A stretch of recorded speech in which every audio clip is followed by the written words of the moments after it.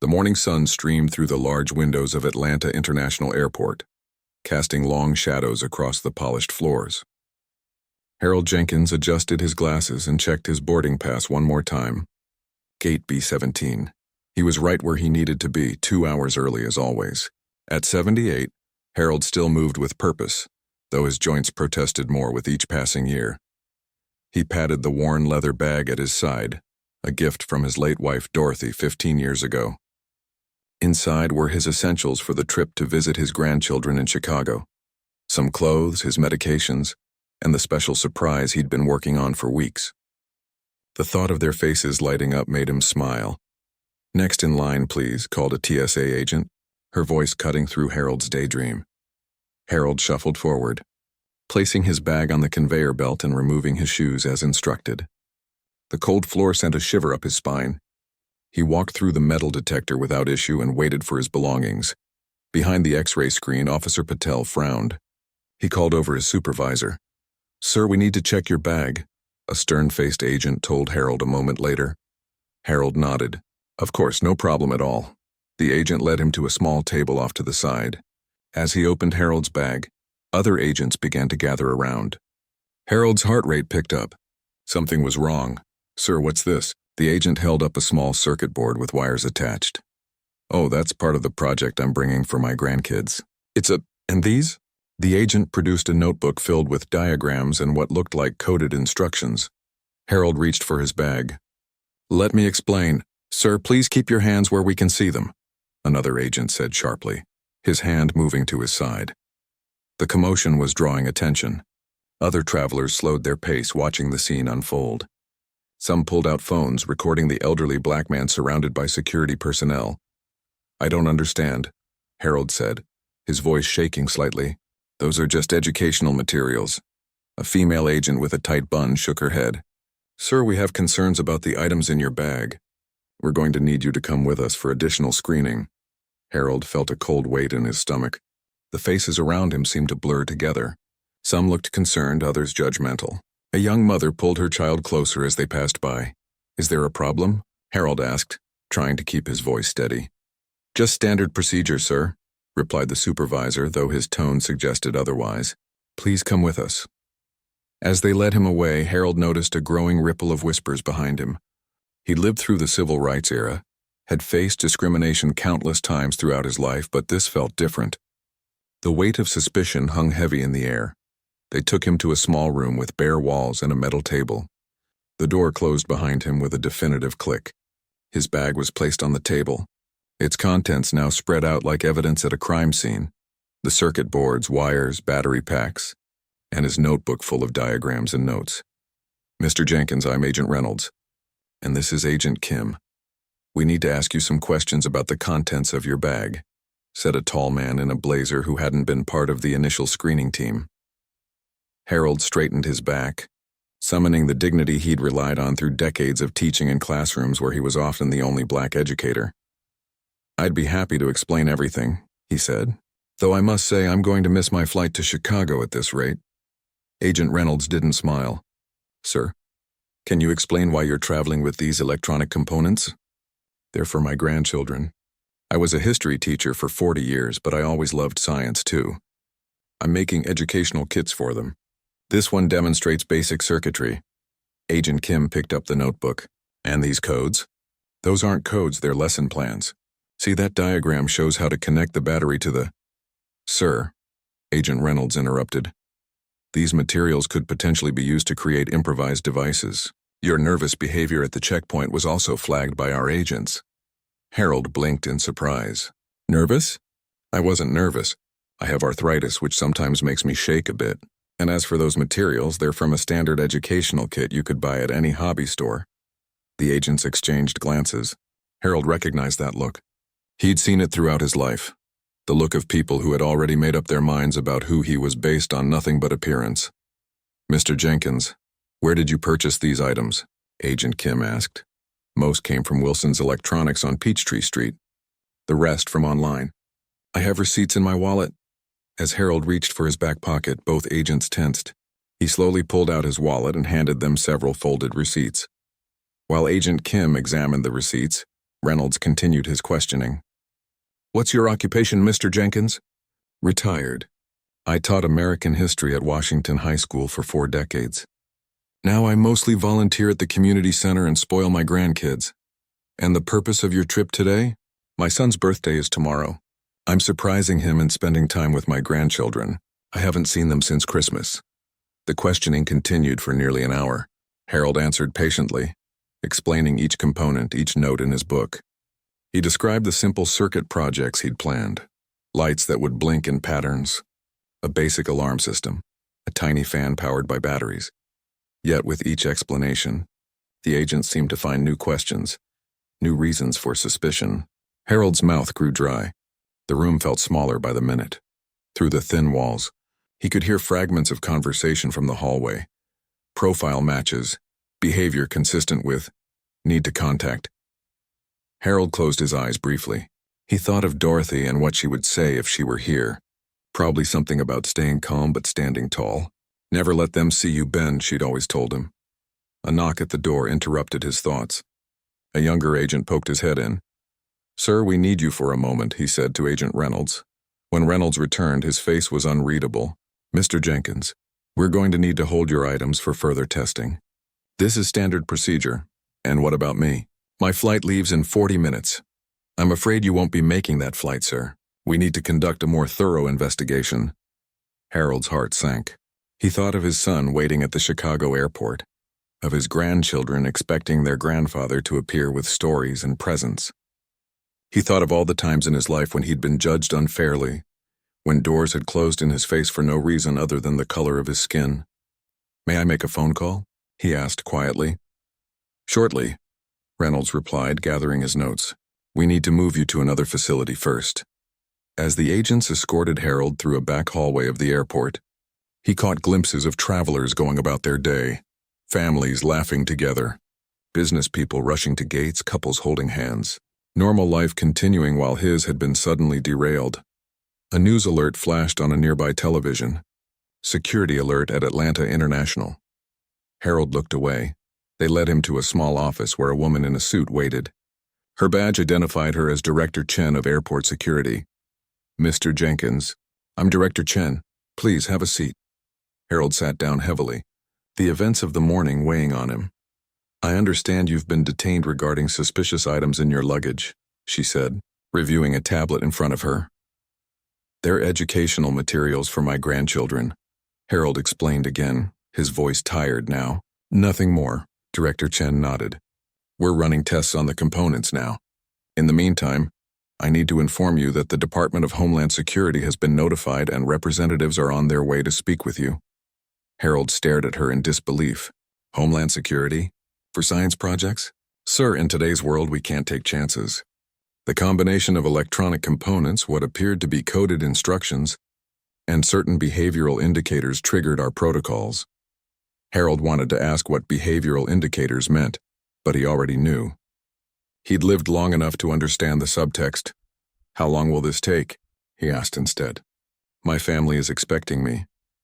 "That depends on the results of our investigation," she replied.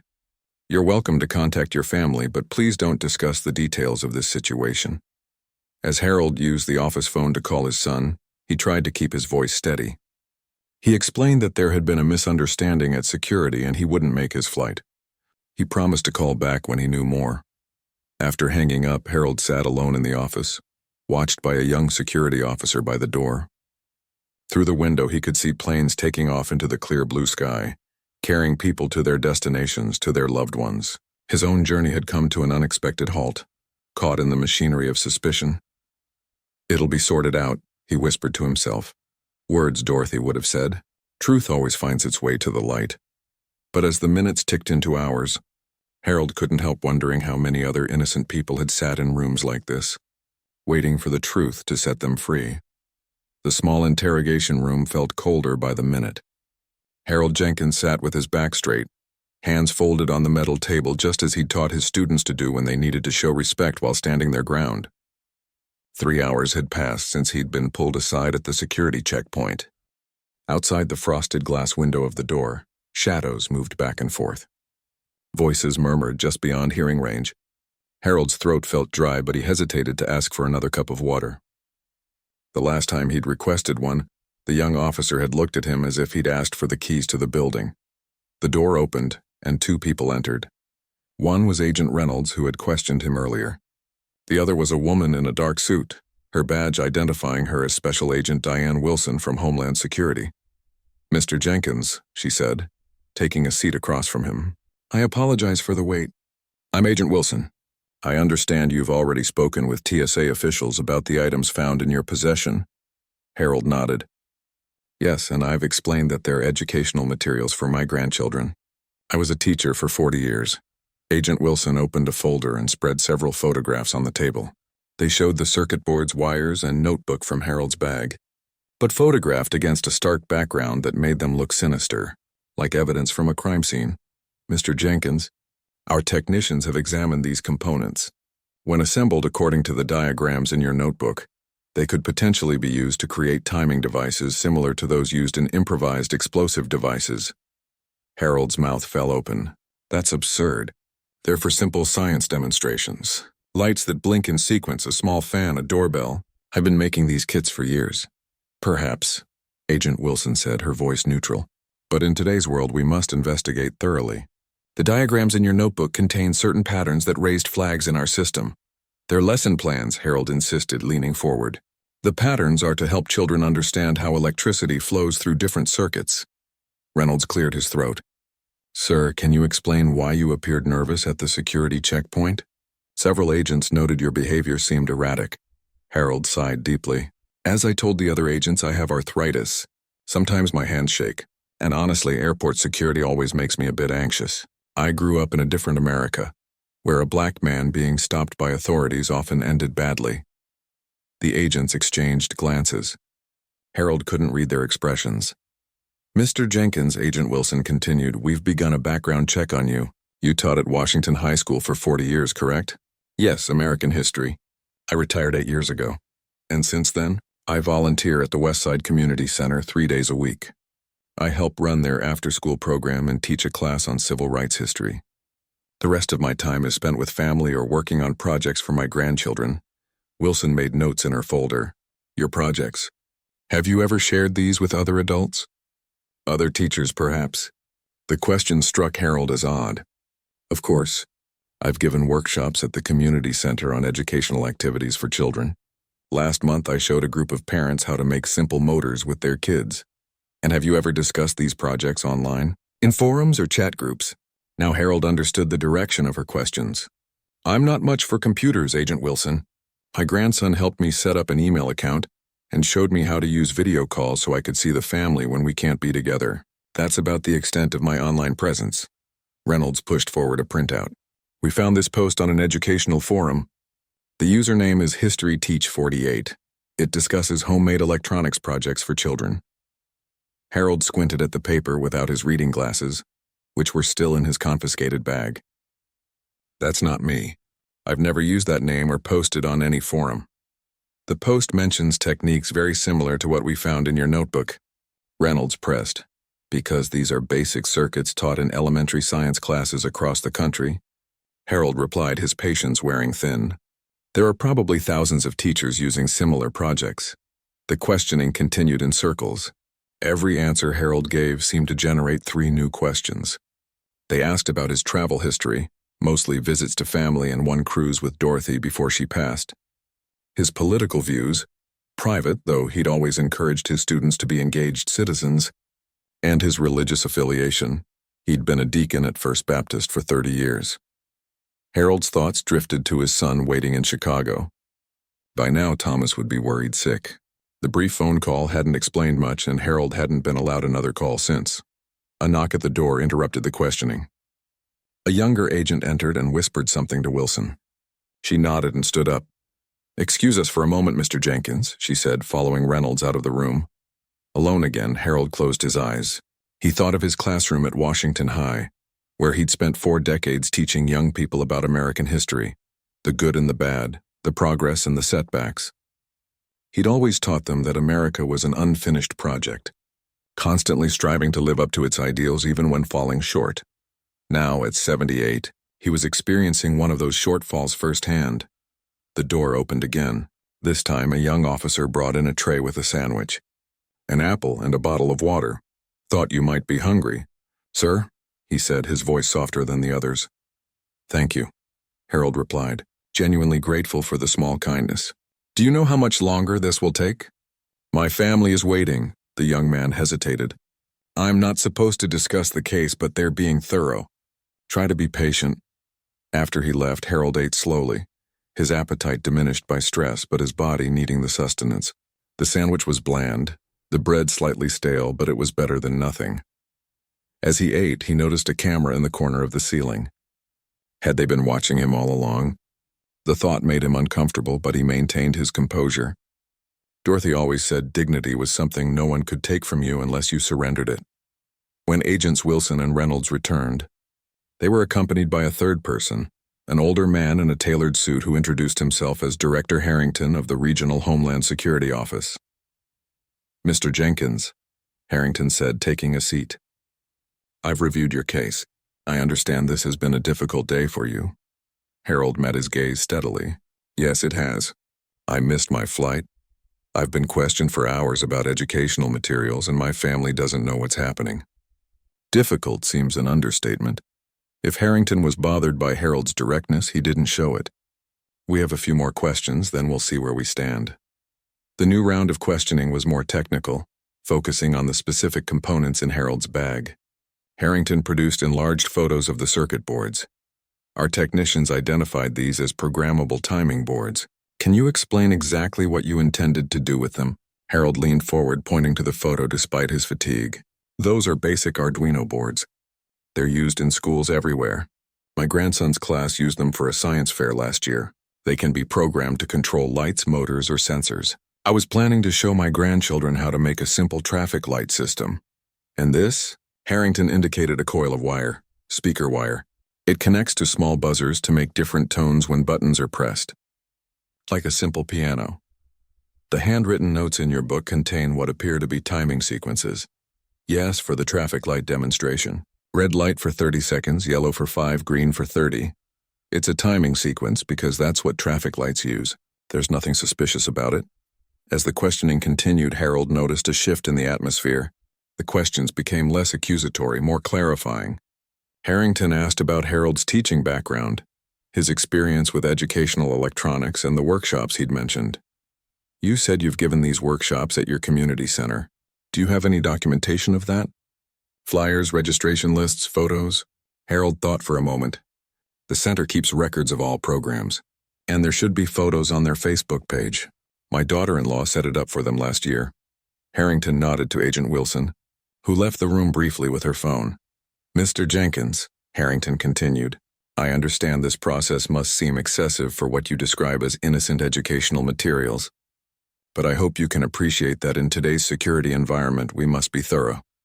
Harold met his gaze. "What I appreciate, Director, is that someone is finally listening to my explanations instead of just looking for reasons to be suspicious. What I don't appreciate is being treated like a threat because of what I look like and because I have shaky hands." Harrington didn't flinch from the implicit accusation. "Our protocols are based on identifying potentially dangerous items, not profiling individuals. Yet here I sit, while hundreds of other passengers went on their way today. I wonder how many of them had Arduino boards or lesson plans in their bags." Before Harrington could respond, Agent Wilson returned, showing him something on her phone. He studied it for a moment, then nodded. "Mr. Jenkins, it appears there are indeed photos of you leading electronics workshops at the Westside Community Center. One from last month shows you demonstrating what looks very similar to the projects in your notebook." Harold nodded. "As I've been saying for hours." Harrington closed his folder. "We're going to run a few more checks, but I believe we may be able to resolve this situation soon." After they left, Harold sat back in his chair, exhausted but hopeful for the first time since this ordeal began. Through the small window in the room, he could see the sky had darkened. An entire day wasted, his family waiting and worried. Another hour passed before the door opened again. This time it was a young woman in a TSA uniform he hadn't seen before. She carried his bag. "Mr. Jenkins, I'm Officer Lee. I've been asked to return your belongings and escort you to the main terminal." Harold stood carefully, his joints stiff from sitting so long. "Does this mean I'm free to go?" "Director Harrington would like to speak with you first, but yes, you're no longer being detained."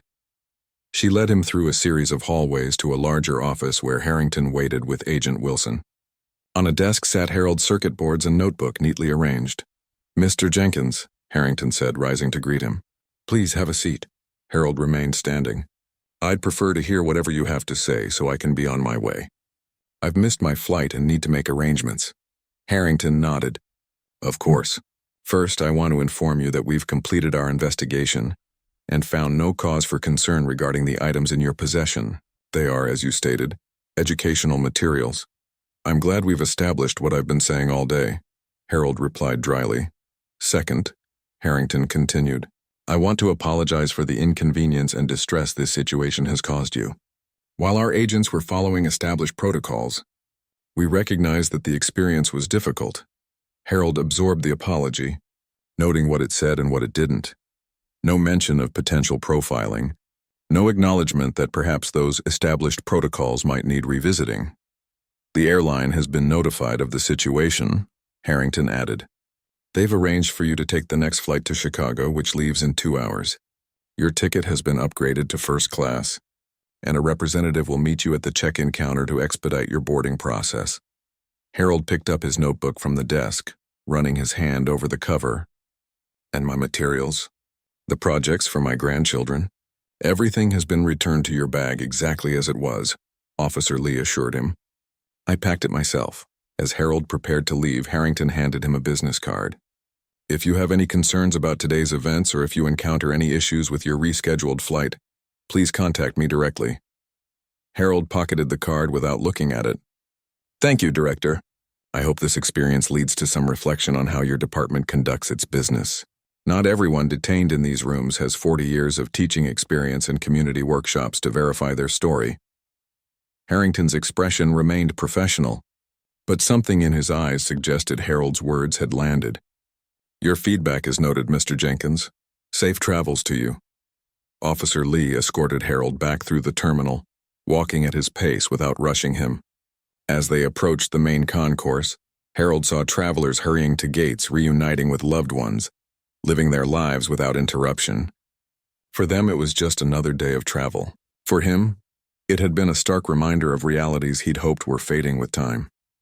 "The check-in counter is just ahead," Officer Lee said, pointing. "The airline representative should be waiting for you." Harold nodded. "Thank you for your kindness." As he walked away, he heard his phone buzzing in his bag. Thomas, no doubt worried sick and calling again.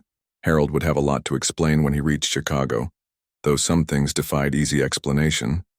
He thought of his grandchildren and the projects still safely tucked in his bag. Despite everything, he'd show them how to build their circuits, how to make lights blink in patterns, how to create rather than fear. He'd teach them about electricity and circuits, yes, but also about standing tall when falsely accused, about maintaining dignity under pressure. Some lessons weren't in any textbook, but they were perhaps the most important ones of all. The airplane hummed steadily as it cut through the evening sky toward Chicago. Harold Jenkins sat in the first-class seat, an unexpected luxury after the day's ordeal. The flight attendant had been especially attentive, offering him extra pillows and checking if he needed anything every 15 minutes. Harold suspected the airline had been told about the misunderstanding.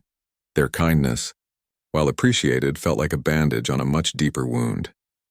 Harold sipped the complimentary orange juice, his mind replaying the events at the airport. He hadn't called Thomas since being released. Something held him back, perhaps pride, perhaps not wanting to worry his son further, or perhaps just needing time to process what had happened before explaining it to someone else. The woman in the seat beside him was absorbed in her tablet, leaving Harold alone with his thoughts. He gazed out the window at the fading light. Below, America spread out like a patchwork quilt, farms, towns, highways connecting it all together. From up here, everything looked peaceful, orderly. It was easy to forget the complications on the ground. His mind drifted back to his classroom at Washington High School, where he'd spent 4 decades teaching American history. Not the sanitized version found in many textbooks, but the complex, sometimes painful truth of a nation constantly wrestling with its ideals and its realities.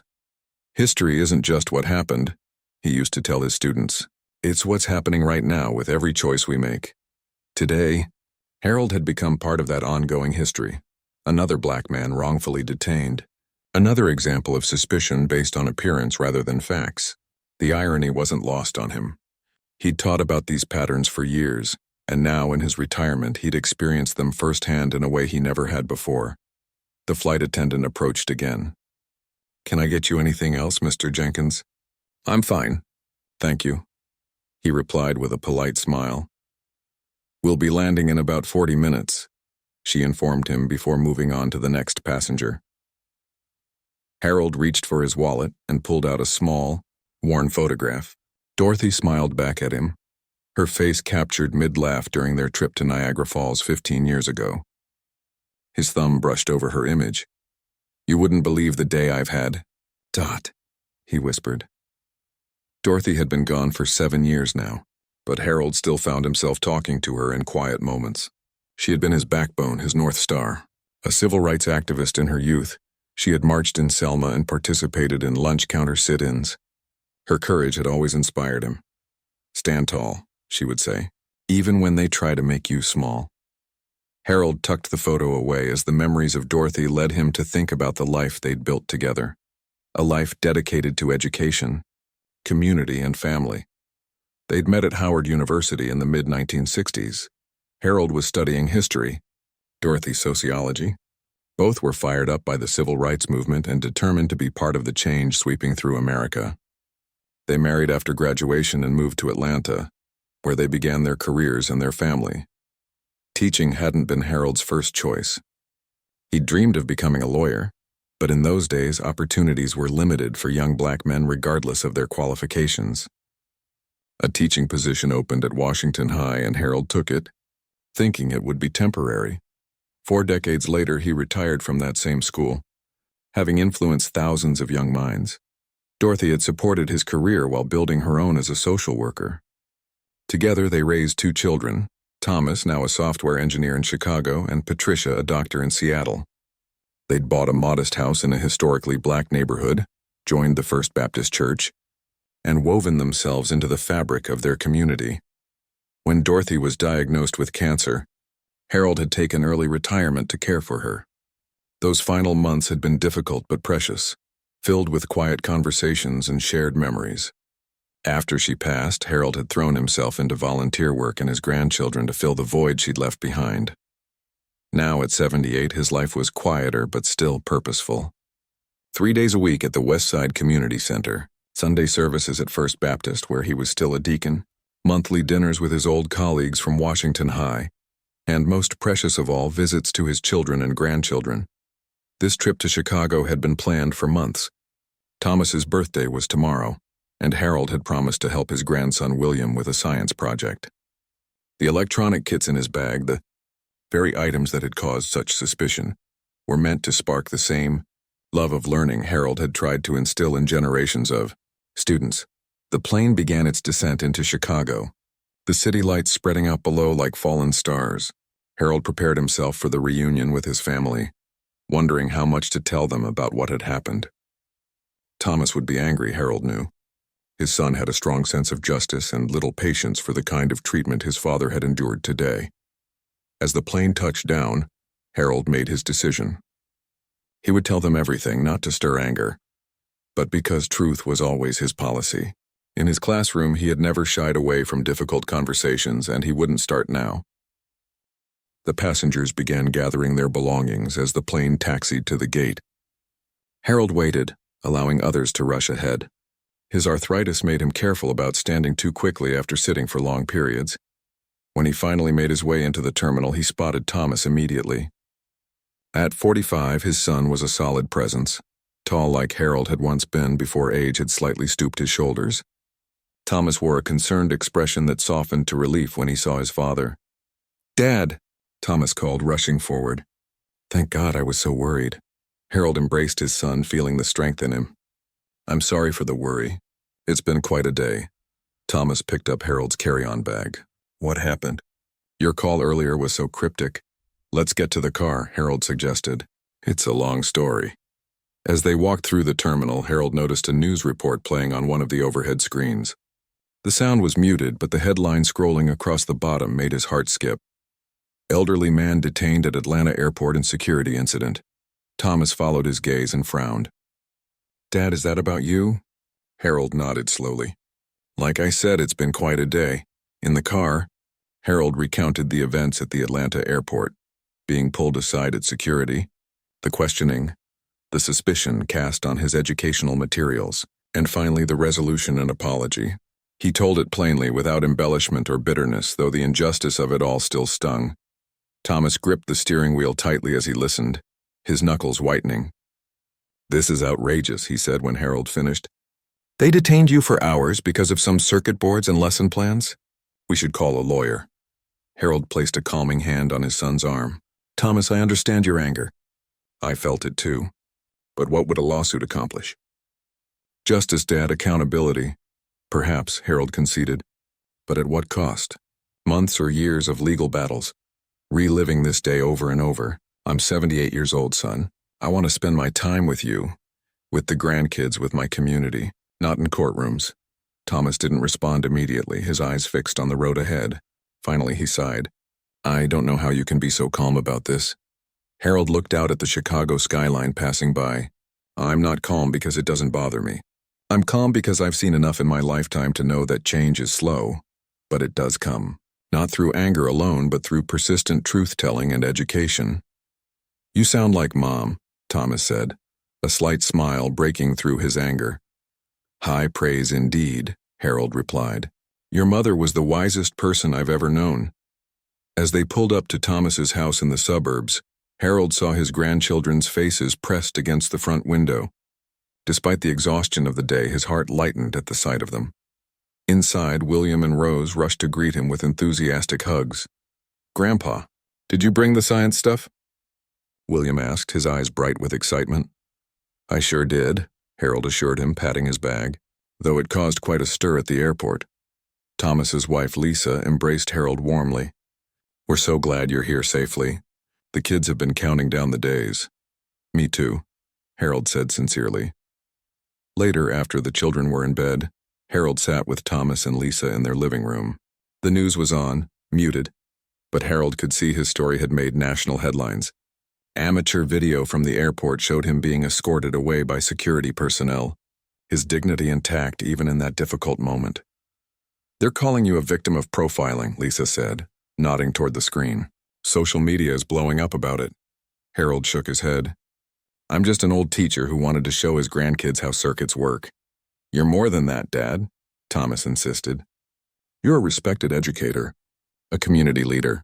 Your story matters because it highlights something that happens to people who don't have your credentials or support system." Harold considered this. Perhaps Thomas was right. Throughout his teaching career, he had emphasized the power of individual stories to illuminate larger truths. His experience today was one small thread in a much larger tapestry of similar incidents across the country. "What will you do?" Lisa asked gently. Harold thought for a moment. "Tomorrow I'm going to celebrate my son's birthday and help my grandson with his science project. That's what I came here to do." "And after that?" Thomas pressed. "After that," Harold said slowly, "I think I'll accept some of those interview requests the community center keeps getting for me to talk about civil rights history. Maybe add a personal chapter to the story." Thomas nodded approvingly. "That sounds like the teacher I know." Later in the guest room, Harold unpacked his bag. He carefully laid out the circuit boards, wires, and components that had caused such concern. Tomorrow he would show William how to connect them, how to bring them to life with electricity and imagination. He thought about the younger TSA agent who had first noticed something odd about the diagrams in his notebook. In different circumstances, Harold might have enjoyed explaining the projects to him, showing him how something that looked suspicious could actually be a tool for learning and discovery. That had always been Harold's gift as a teacher, helping people see beyond their initial assumptions, encouraging them to look deeper, to question, to understand. Perhaps this incident, painful as it was, offered one more opportunity to teach, not in a classroom this time, but through his lived experience. Another chapter in the ongoing story of America that he had taught for so many years. Harold prepared for bed, his body tired but his mind surprisingly at peace. Dorothy would have been proud of how he'd handled himself today, standing tall, maintaining his dignity, turning adversity into an opportunity for growth and understanding. Tomorrow would be a new day, a birthday celebration, a science project with his grandson, simple joys that felt all the more precious after today's reminder of life's fragility and complexity. As he drifted toward sleep, Harold's last thoughts were not of the interrogation room or the suspicious agents, but of his students over the years, thousands of young people who had passed through his classroom. He had always told them that history wasn't just something that happened to other people long ago. It was something they were part of every day with every choice they made. Today, history had happened to Harold Jenkins. Tomorrow he would begin the work of making meaning from it, just as he had taught his students to do. That perhaps was the most important lesson of all. Morning light filtered through the curtains of Thomas's guest room as Harold awoke. For a moment he forgot the previous day's ordeal, but the memories quickly resurfaced. He pushed them aside, focusing instead on the day ahead. Thomas's birthday, William's science project, family time. That was what mattered now. Harold dressed carefully in slacks and a button-down shirt, his fingers moving slowly through the familiar ritual. Age had made some tasks more difficult, but he maintained the precise habits of a man who had spent decades presenting himself professionally before classrooms of young people. Downstairs, he found Lisa making pancakes while William and Rose set the table. The normal everyday scene brought a smile to Harold's face. "Good morning," he greeted them. "Something smells wonderful, Grandpa," Rose exclaimed, abandoning her task to hug him. At 7, she was all energy and affection. "We're making Dad's favorite breakfast." "I can see that," Harold said, patting her head. "Where's the birthday boy?" "Taking a work call," Lisa explained, flipping a pancake. "He promised it would be quick. The news about what happened to you yesterday has spread, and his office has been getting calls." Harold frowned. "I didn't mean to disrupt his birthday." Lisa waved away his concern. "Trust me, he's more worried about you than any work matters. We all are." William, 10 years old and serious-minded like his father, looked up from arranging the forks. "Grandpa, were you really arrested?" "It's all over the internet." Harold took a seat at the table. "Not arrested exactly. Detained for questioning. There's a difference, but why?" William persisted. "What did they think you did?" Harold considered how to explain complex realities to a child. He'd faced similar challenges throughout his teaching career. "They saw the electronics I brought for your science project and misunderstood what they were for. They thought they might be something dangerous." William's eyes widened. "My circuit boards. Dangerous? To someone who doesn't understand them, anything unfamiliar can seem threatening," Harold explained gently. "That's why education is so important. It helps us understand things instead of fearing them." Thomas entered the kitchen, phone in hand. "Dad, I'm sorry about that call." "Work stuff." He kissed Lisa on the cheek. "And don't start on the no work on your birthday rule." "This is important," Lisa rolled her eyes good-naturedly. "I've been married to you long enough to know arguing is pointless." "Happy birthday, workaholic." Thomas turned to Harold. "Dad, that was actually about you. A reporter from the Chicago Tribune wants to interview you about what happened yesterday. I said I'd ask." Harold shook his head. "Not today. Today is for family." "Of course," Thomas agreed, "but I think you should consider it eventually. Your story deserves to be told properly." Before Harold could respond, William tugged at his sleeve. "Can we start the science project after breakfast, Grandpa? Please?" "Absolutely," Harold promised, grateful for the change of subject.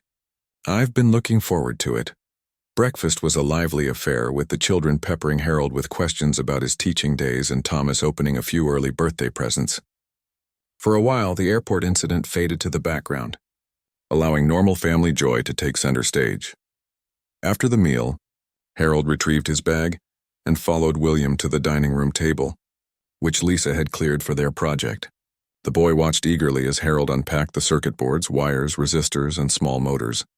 "What are we going to make?" William asked, eyes bright with curiosity. "A traffic light system," Harold explained, laying out the components. "And if we have time, a simple alarm that responds to light changes." As Harold began explaining how the circuits worked, he felt a familiar joy return, the pleasure of teaching, of passing knowledge to an eager young mind. For over 40 years, this had been his purpose and passion. Even in retirement, opportunities to teach brought him alive in a special way. William proved to be a quick study, asking thoughtful questions and carefully following Harold's instructions on connecting wires and placing components. His small fingers sometimes managed the delicate work more easily than Harold's arthritic ones. "You know," Harold said as they worked, "when I was about your age, my uncle gave me a crystal radio kit. That was my first introduction to electronics. I built it all by myself and was so proud when I picked up my first radio station." "Did they think that was dangerous too?" William asked innocently. Harold smiled sadly. "No, times were different then. People worried about different things." "Like what?" Harold considered how to answer. "Well, when I was young, people worried a lot about who could go to which schools or which water fountains people could use." William looked confused. "Because of electronics?"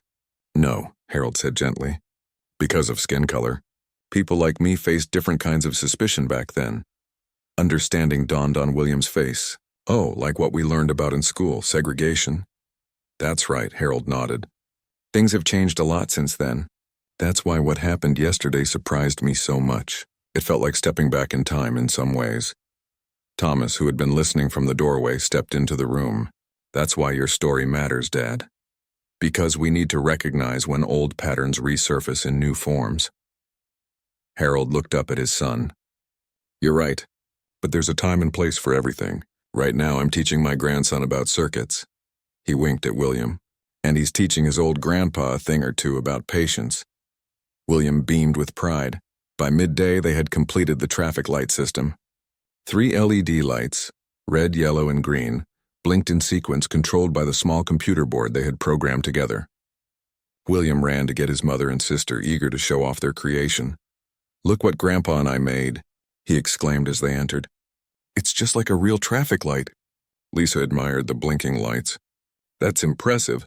And to think, these are the same components that caused all that trouble yesterday." Harold nodded. "The very same." Rose leaned in for a closer look. "Can I try making something too, Grandpa?" "Of course you can," Harold assured her. "We'll start something simple after lunch." As the family moved to the kitchen for lunch, Thomas's phone rang again. He checked the screen and frowned. "It's the community center back in Atlanta. Should I take it?" Harold waved for him to answer. "Go ahead. It might be important." Thomas stepped into the next room. When he returned a few minutes later, his expression was serious. "Dad, that was Diane from the center. Your detention yesterday has become a major news story. There's footage circulating online, and it's causing quite a stir. The center's been fielding calls all morning from media outlets wanting to talk to you." Harold sighed. "I was afraid of that." "There's more," Thomas continued. "Someone identified the young TSA agent who first flagged your bag, Officer Robert Kelly. He's receiving threats online. People are calling for him to be fired." Harold's expression darkened. "That's not right. He was just doing his job as he understood it." "People are angry," Thomas explained. "They see what happened to you as emblematic of larger issues." Harold shook his head firmly. "Threatening a young man doesn't solve anything. If anything, it reinforces the fear that led to my detention in the first place." Lisa placed a comforting hand on Harold's shoulder. "What do you want to do?" Harold thought for a moment. "After lunch, I'd like to make a statement. Just a short video we can send to Diane at the community center to clarify a few things." After lunch and the promised electronics lesson with Rose, Harold sat in Thomas's study. Thomas set up his phone on a tripod to record the video. "Ready when you are, Dad," he said. Harold straightened his posture and looked directly into the camera. "My name is Harold Jenkins. By now, many of you have seen footage of me being detained at Atlanta International Airport yesterday. I want to clarify a few things. Yes, I was detained and questioned for several hours about electronics components in my luggage. These were educational materials I was bringing to show my grandchildren, as I've done many times before. While I believe my treatment reflected troubling biases that persist in our society, I do not condone any threats or harassment directed at the TSA officers involved, particularly Officer Robert Kelly. These individuals were following protocols as they understood them. My concern is with the protocols themselves and the assumptions that underlie them. As an educator for over 40 years, I taught my students that progress comes through dialogue, understanding, and systemic change, not through targeting individuals. I will have more to say in the coming days, but for now, I ask that we focus on constructive conversation about how to ensure safety while respecting dignity. Thank you. Thomas stopped the recording. That was perfect, Dad. Direct and compassionate, just like you've always been. Harold smiled tiredly. Let's send it to Diane and then get back to celebrating your birthday. I think we've given enough time to this incident for one day. The rest of the afternoon was devoted to family celebrations, a birthday cake for Thomas, games with the children, and a special dinner. Harold pushed thoughts of the detention to the back of his mind, determined not to let it overshadow this precious time with his family. That evening, after the children were in bed, Harold, Thomas, and Lisa watched the local news. As expected, Harold's video statement had been picked up by several networks. They played excerpts alongside footage from the airport and commentary from civil rights experts. You've started something, Dad, Thomas observed. People are listening. Harold watched the screen thoughtfully. I didn't ask for this platform, but perhaps I can use it constructively. The news anchor's voice filled the room. In a surprising development, TSA officer Robert Kelly has released his own statement regarding yesterday's incident. Kelly, who initially flagged Mr. Jenkins's bag for additional screening, expressed regret over the situation and praised Jenkins's measured response. The screen switched to a young man in his early 30s, standing awkwardly before a plain background. I want to thank Mr. Jenkins for his understanding. When I first saw the components in his bag, I followed my training to flag anything that matched certain patterns. What I didn't do, what our protocols don't emphasize enough, is consider the context. Mr. Jenkins tried to explain the educational purpose of these items, but our system isn't designed to prioritize that kind of information. I believe we can do better, and I'm committed to being part of that improvement. Harold leaned forward, surprised and moved by the young officer's candor. The anchor continued. Officer Kelly has reportedly requested a meeting with Mr. Jenkins to apologize in person. The TSA has announced a review of their screening procedures in light of this incident. Thomas turned to his father. Would you meet with him? Harold nodded without hesitation. Of course I would. That young man showed courage by speaking up. Lisa smiled. Once a teacher, always a teacher. You see this as a teaching moment, don't you? Everything is a teaching moment, Harold replied. That's what I told my students for 40 years. Later, alone in the guest room, Harold checked his email on the tablet Thomas had given him last Christmas. Among the many messages from concerned friends and former colleagues was one from Director Harrington of Homeland Security, the man who had finally released him yesterday. The message was brief but significant. Mr. Jenkins, I want to personally apologize again for your experience yesterday. Your dignified response has impressed many here. If you're willing, I would value your input on how we might improve our protocols to better balance security concerns with respect for individuals. Sometimes it takes an incident like this to highlight flaws in our systems. Your perspective would be invaluable. Harold sat with the tablet in his lap, considering the invitation. Throughout his career, he had taught his students that real change happened when people engaged with systems from within, pushing them to live up to their stated ideals. Perhaps this was an opportunity to do just that. He began composing a reply, his fingers moving slowly but deliberately across the screen. Director Harrington, thank you for your message. I would be willing to share my perspective on how security protocols might be improved. My experience yesterday was difficult, but if it leads to positive changes, perhaps it served a purpose beyond what anyone intended. As he wrote, Harold reflected on the unexpected turn his retirement had taken. He had planned a quiet life of volunteer work, family visits, and community engagement. Now he found himself thrust into a public conversation about profiling, security, and dignity. Dorothy would have appreciated the irony. She had always told him he had important things to say. The world needs more voices like yours, she'd insisted. Voices of reason and compassion.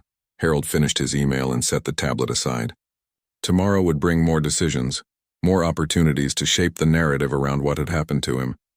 But for tonight, he was simply grateful to be with his family, to have shared his knowledge with his grandchildren, to have maintained his dignity through a difficult experience. As he prepared for bed, Harold noticed the small circuit board on the nightstand, a spare from the day's projects. Such a simple thing, just copper traces on a green substrate, designed to channel electricity in useful ways. It had been seen as a threat, but in the right hands, with the right understanding, it was a tool for learning and creation. Like knowledge itself, Harold thought. Powerful, potentially disruptive, but ultimately essential for progress. He turned out the light, thinking of the young officer who had spoken up, of Director Harrington's email, of his own unexpected role in a larger conversation. Perhaps in the twilight of his career as an educator, he had found one more important lesson to teach. 3 weeks had passed since Harold Jenkins was detained at Atlanta International Airport. He sat in the familiar comfort of his living room, surrounded by photographs of family and mementos from his teaching career. The morning sunlight streamed through the windows, highlighting the dust motes dancing in the air. So much had changed in those 3 weeks. Harold's quiet retirement had been transformed into something he never could have imagined. His phone rang constantly with interview requests. His email inbox overflowed. Even his mailbox had been stuffed with letters, some supportive, some critical, all passionate. His story had struck a chord, becoming a talking point in discussions about security procedures, racial profiling, and the balance between safety and dignity. Harold had given several measured interviews, always emphasizing the need for thoughtful conversation rather than divisive rhetoric. The doorbell rang, pulling Harold from his reflections. He rose slowly, his joints protesting as they often did these days, and made his way to the door. On his porch stood a young man in his early 30s, dressed in civilian clothes but with the straight posture of someone accustomed to uniforms. Harold recognized him immediately from the news coverage. Officer Robert Kelly, the TSA agent who had first flagged his bag. "Mr. Jenkins," the young man said, his voice betraying his nervousness. "Thank you for agreeing to meet with me." Harold extended his hand. "Please come in, and call me Harold." He led Kelly into the living room, offering him a seat and a glass of iced tea. The young man perched on the edge of the sofa, looking uncomfortable but determined. "I want to apologize in person," Kelly began. "What happened to you was wrong, and I played a part in it." Harold settled into his armchair. "I appreciate that, but I'm curious. What specifically are you apologizing for? Following your training? Doing your job as you understood it?" Kelly seemed surprised by the question. I should have listened more carefully to your explanations. I should have recognized that an elderly teacher with circuit boards wasn't a threat." Harold nodded thoughtfully. "The problem isn't that you flagged my bag, Officer Kelly. The protocols told you to do that and you followed them. The problem is with protocols that don't allow room for context or common sense. That's why I wanted to meet with you," Kelly said, leaning forward. "After what happened, I started looking into our training. The emphasis is all on spotting suspicious items, but very little on engaging with passengers to understand the context. We're taught to be suspicious first and ask questions later. And that approach makes sense in some cases," Harold acknowledged, "but it creates problems when applied universally, without consideration for the individual circumstances." Kelly nodded eagerly. "Exactly. And it's not just the initial flagging. The whole system is designed to escalate rather than resolve. Once I called my supervisor, everything snowballed. No one wanted to be the person who said, 'This is nothing,' in case they were wrong." Harold recognized the pattern. "Fear of making a mistake often leads to bigger mistakes." "Yes," Kelly agreed. "And there's another factor that no one wants to talk about officially." He hesitated, looking uncomfortable. "Bias," Harold supplied gently. Kelly nodded, his expression troubled. "I'd like to think I treated your case exactly as I would have treated anyone else's. But can I be certain? We all carry unconscious biases. The system doesn't account for that. In fact, it sometimes amplifies it." Harold appreciated the young man's candor. In his decades of teaching, he had found that real learning began with honest self-reflection. "What made you decide to speak up publicly?" Harold asked. "That took courage. I imagine there was pressure to stay quiet." Kelly smiled ruefully. "There was.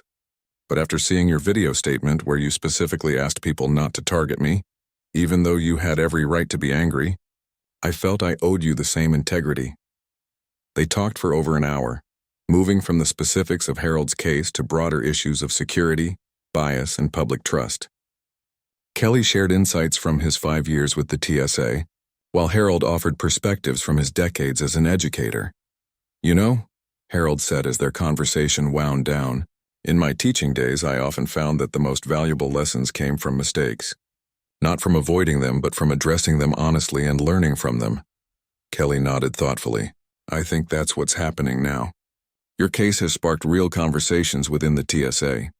There's a committee reviewing our protocols, especially for items like electronics and educational materials. I've been invited to speak to that committee next month, Harold revealed. Really? That's excellent news, Kelly said. They need to hear directly from someone who experienced these protocols from the other side. As Kelly prepared to leave, he hesitated at the door. There's one more thing. I've been offered a position helping to revise our training programs. They want perspectives from agents who've been involved in high-profile incidents to bring practical experience to the reforms. Are you going to accept? Harold asked. I wasn't sure, Kelly admitted. But after talking with you, yes, I think I will. Change has to happen from within as well as from outside pressure. Harold smiled. That sounds like a wise decision. After Kelly left, Harold returned to his living room, reflecting on their conversation.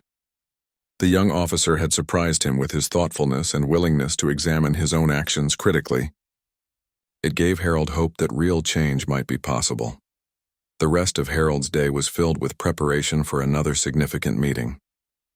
Director Harrington from Homeland Security had followed through on his email, inviting Harold to participate in a review of security protocols.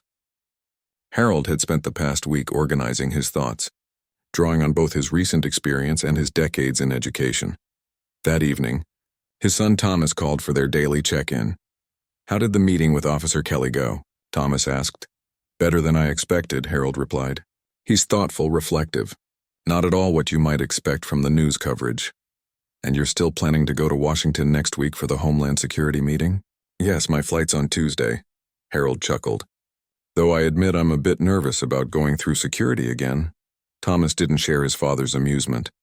Dad, are you sure about all this? You don't owe them your time or expertise.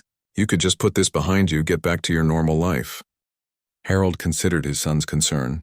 What happened to me has already happened. I can't change that. But perhaps I can help prevent it from happening to someone else, someone who might not have my resources or platform. Always the teacher, Thomas said, his voice softening with pride. It's who I am, Harold replied simply. The following Tuesday, Harold found himself once again at Atlanta International Airport. This time, however, was markedly different. As he approached the security checkpoint, a senior TSA official greeted him by name. Mr. Jenkins, we've been expecting you. I'm Supervisor Wilson. We'd like to offer you our expedited screening process if that's agreeable to you. Harold shook his head. Thank you. But I'd prefer to go through the standard procedure like everyone else. Though I hope it goes more smoothly this time. Wilson nodded, though he looked slightly uncomfortable. Of course. Please proceed when you're ready. Harold placed his bag on the conveyor belt, the same bag that had caused so much trouble 3 weeks earlier. This time he had packed only clothes and toiletries, leaving his electronic projects at home. He knew they weren't actually dangerous, but he saw no need to complicate matters. As his bag passed through the scanner, Harold noticed the agents exchanging glances. They clearly knew who he was. News of his return to the airport had apparently spread quickly among the staff. To Harold's relief, his screening proceeded without incident. As he gathered his belongings, Supervisor Wilson approached again. Thank you for your understanding, Mr. Jenkins. I want you to know that your case has prompted significant discussions within our organization. Many of us are eager to see improvements in our protocols. Harold nodded politely. I'm glad to hear that. Change often begins with difficult conversations. As he made his way to his gate, Harold noticed several travelers glancing his way, a few with clear recognition in their eyes. His story had made him recognizable, at least temporarily. It was an unusual feeling for a man who had spent most of his life in the relative anonymity of a classroom. The flight to Washington was uneventful, and upon landing, Harold was met by a representative from Homeland Security, who escorted him to his hotel. The following morning, a car would take him to their headquarters for the meeting. In his hotel room that night, Harold prepared his notes for the meeting. He had organized his thoughts into 3 main areas: the need for context-sensitive screening protocols, the importance of de-escalation training, and methods for recognizing and mitigating unconscious bias. Drawing on his decades in education, Harold had approached the task as he would a difficult lesson plan, identifying the core issues, anticipating questions and resistance, and preparing clear examples to illustrate his points. As he worked, his phone buzzed with a text from Patricia, his daughter in Seattle. "Thinking of you, Dad. Mom would be so proud of how you're handling all this. Call when you're done tomorrow. Love you." The mention of Dorothy brought both a smile and a pang of loss. She would indeed have been proud, though she might also have been amused by the irony of it all. After decades of teaching young people about civic engagement and standing up for justice, Harold was now living those lessons in a very public way. The next morning, Harold dressed carefully in a suit he rarely wore these days. The meetings at Homeland Security headquarters would be formal, and he wanted to project the same professional dignity he had maintained throughout his teaching career. The conference room was imposing, all polished wood and official seals. Around a large table sat a dozen people, including Director Harrington, several TSA officials, policy analysts, and training specialists. Harold was introduced as our special advisor for the day, a title that made him smile inwardly. "Mr. Jenkins," Director Harrington began, "we appreciate your willingness to share your perspective with us. Your experience has highlighted areas where our security protocols may be falling short of their intended purpose." Harold nodded. "Thank you for inviting me. I'm here not to criticize but to offer constructive suggestions based on both my recent experience and my background in education." For the next 2 hours, Harold shared his thoughts on how security screening might be improved. He spoke of the need for protocols that allowed for human judgment, training that emphasized communication skills as much as threat detection, and systems that included checks and balances to prevent bias from affecting outcomes. The officials listened attentively, asking thoughtful questions and taking notes. Harold was impressed by their genuine engagement. Whatever political pressures they might be under, these individuals seemed sincerely interested in improvement. "One of the most valuable lessons I taught my students," Harold told them, "was that systems are created by people and can be changed by people. They aren't forces of nature. They're human constructs that can be redesigned when they don't serve their purpose effectively." As the meeting concluded, Director Harrington approached Harold personally. "Your insights have been invaluable, Mr. Jenkins. We'd like to invite you to continue consulting with us as we develop new training protocols. Your perspective as both an educator and someone who experienced our system's shortcomings firsthand is unique." Harold was surprised by the offer. "I appreciate that, Director. Let me think about it and get back to you." On the flight home that evening, Harold reflected on the unexpected turn his life had taken. 3 weeks ago, he had been just another elderly traveler, singled out for suspicion because of electronics components and, he believed, the color of his skin. Now he was being asked to help reshape the very systems that had treated him unfairly. There was a certain poetic justice to it all. Throughout his teaching career, Harold had emphasized to his students that change rarely came from outside the system. Real, lasting change happened when people engaged with institutions, pushing them to live up to their stated ideals. Now, in his retirement, he had the opportunity to put that principle into practice in a very concrete way. As the plane began its descent into Atlanta, Harold made his decision. He would accept Harrington's offer, but on his own terms.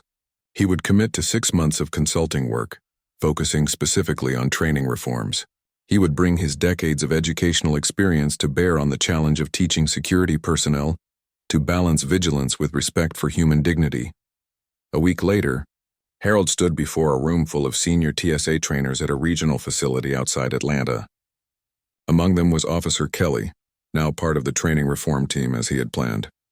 "Good morning," Harold began. "My name is Harold Jenkins.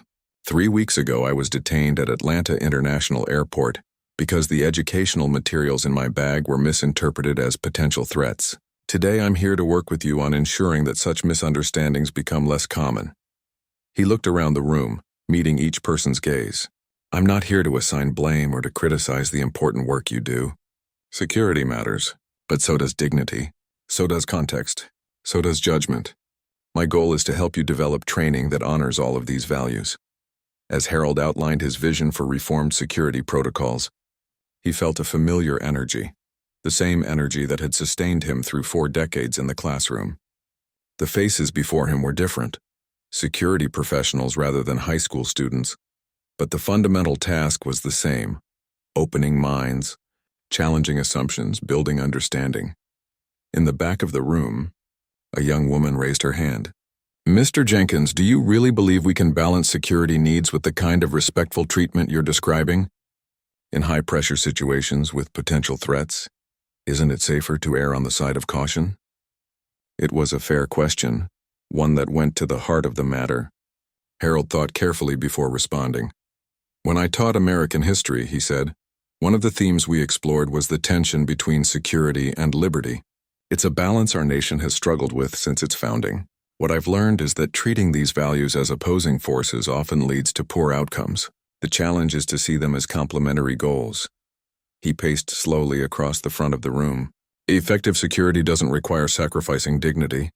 In fact, I would argue that security measures that undermine dignity ultimately become less effective. They erode public trust and cooperation, which are essential to any security system. The woman nodded thoughtfully. Others in the room seemed to be considering his words carefully. Harold continued. My detention 3 weeks ago didn't make anyone safer. It diverted resources from real threats. It created public relations challenges for your agency, and it needlessly disrupted my life and travel plans. No one benefited, he smiled. But perhaps some good can come from it after all, if it leads to thoughtful reform. That's why I'm here, not to dwell on what went wrong, but to help build something better. As the session continued, Harold felt a growing sense of purpose. What had begun as a traumatic experience was transforming into something constructive, even meaningful. His decades as an educator had prepared him for this unexpected role, helping to reshape a system from within, one mind at a time. Later that evening, back in his own home, Harold called his children to update them on his new consulting role. Both Thomas and Patricia expressed pride mixed with lingering concern. Just don't let them use you as a token, Dad, Thomas cautioned. Make sure the changes are real, not just for show.